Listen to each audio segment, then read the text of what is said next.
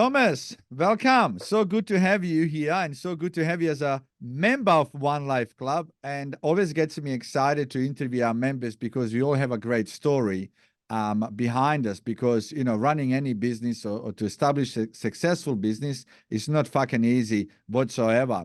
So No. it's good to have you as a team member now, and it's always good to see you contributing to our community as well. So Thomas, tell us who Thomas is. What does Thomas do for fun? I mean, for work, and work is fun in my mind. Yeah, well, work is my life. My life is work. I am owner of Team 247. I'd like to think that we are a multi-trade business. We started off as just a carpentry and fencing business, and since then we've grown a lot.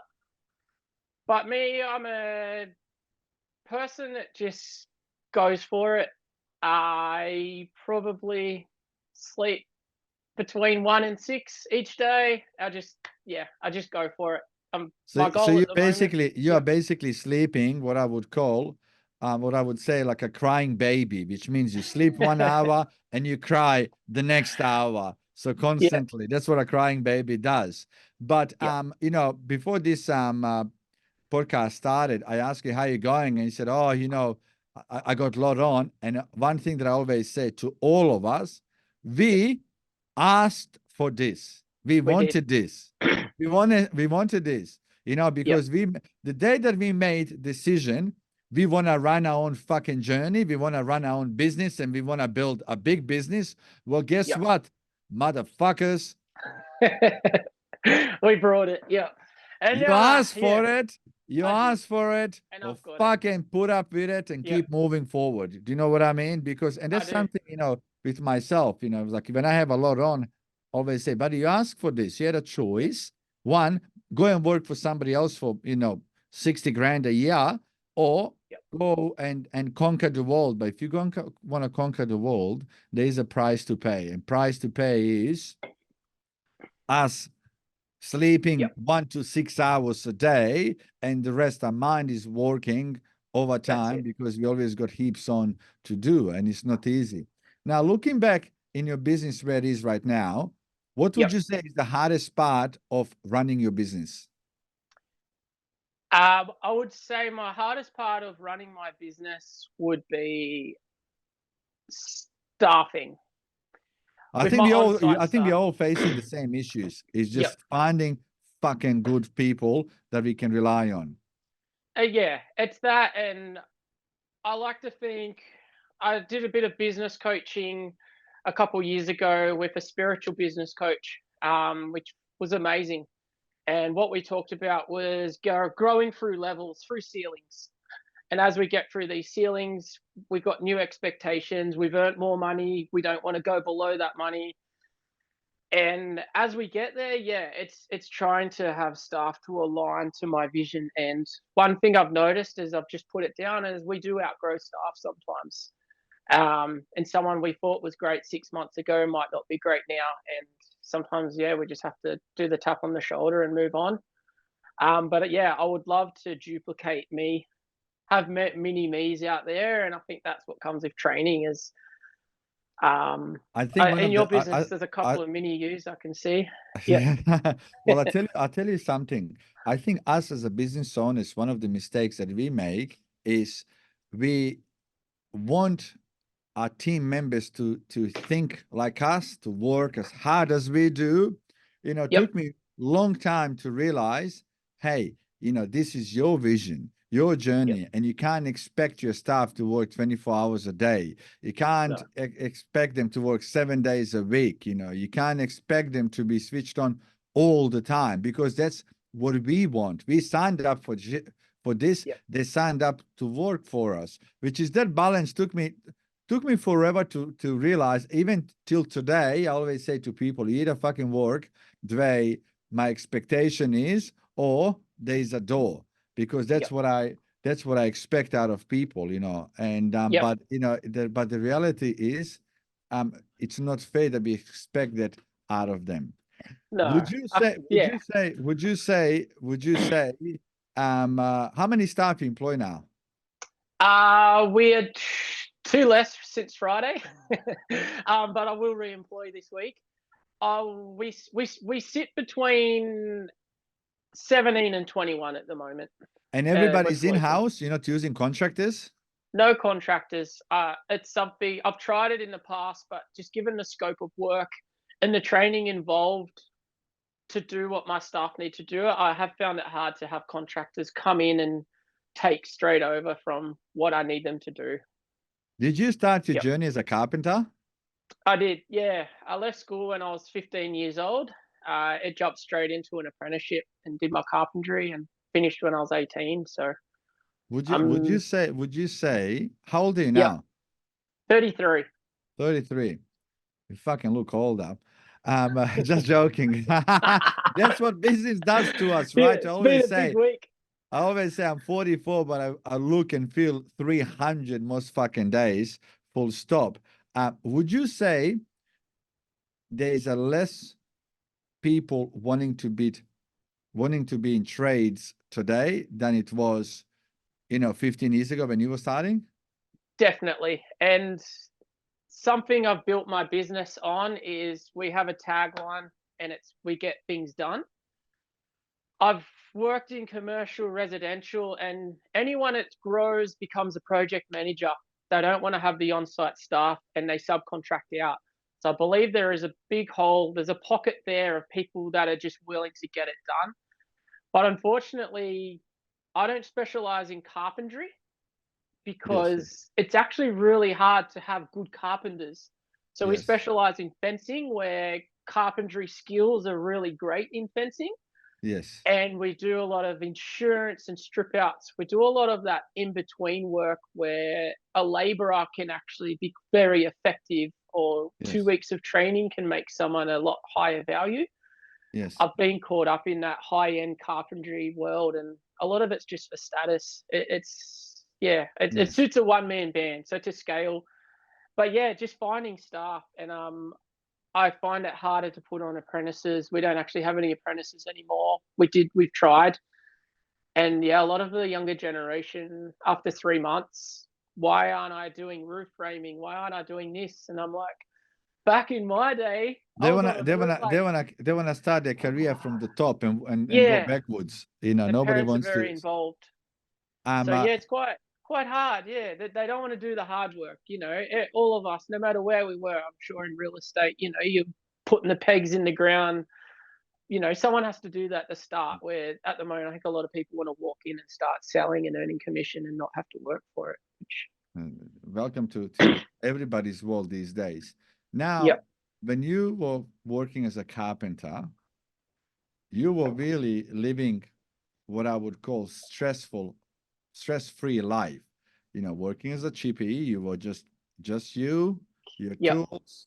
You rock up today, you earn a living for the day, you wake up tomorrow, you go to work, and everybody's happy. No stress, no hiring. If anything, yep, maybe you build yourself a gang of people that are working with you, which is 1, 2, and you set. But yep. no, Thomas said, fuck that. I want to have 20 staff. I want to put all the pressure on myself. I can have a better and bigger life. Now, That's it. do you ever regret decision that you make to get into the world of business that you are in today? I thought I did back in 2017. I was 27 then. From when I was 18, I started having a gang of chippies always under me. I always ran businesses from when I was young. And yeah, I just always wanted that.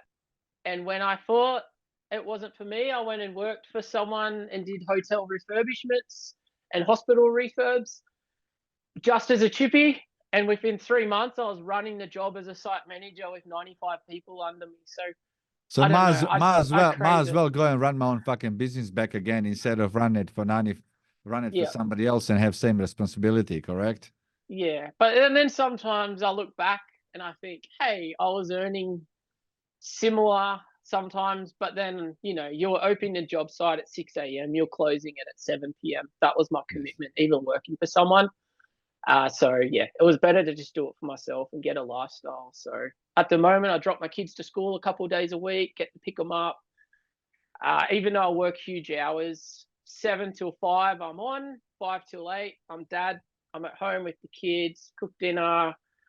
We have family life. The kids are asleep. They're 3 and 7, and then from about 8:30, I'm in the office and going for it when the phone's not ringing. Because yeah, I think I get between 150 and 200 calls a day. Even though we try to filter my phone, it's yeah. I'm sure you know what it's like. Hey, Yeah, to be honest, I yeah, actually love being busy. I love that I yeah, have back-to-back meetings.